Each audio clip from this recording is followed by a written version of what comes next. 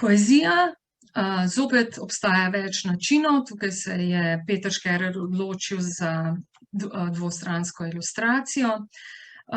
Gre za nekoliko nenavaden lik, malo čudaški, malo prismuknjen, in tu ilustracije so, v bistvu si je Peter nekako odločil, da v bistvu si je vzel tukaj ravno ta prostor, da ustvari tudi on en tak nekoliko prismuknjen svet, se pravi neresničen, malo ukrivljen, oziroma ni resnična anatomija, ampak na nek način vse dobro funkcionira, kadar beremo to kot celoto skupaj z pesmijo, je seveda izjemen v barvi, v kompoziciji in vseh detajlih.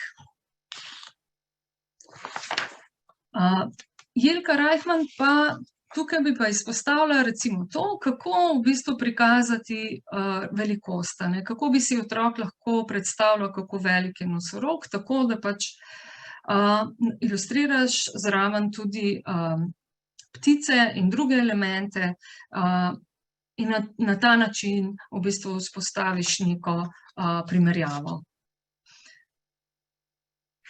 In še zadnji primer ilustrirane poezije, kjer je dobrodošlo, da ilustratorji pristopajo večplastno, tako kot pri leposlovju, tudi simbolično, abstraktno, metaforično.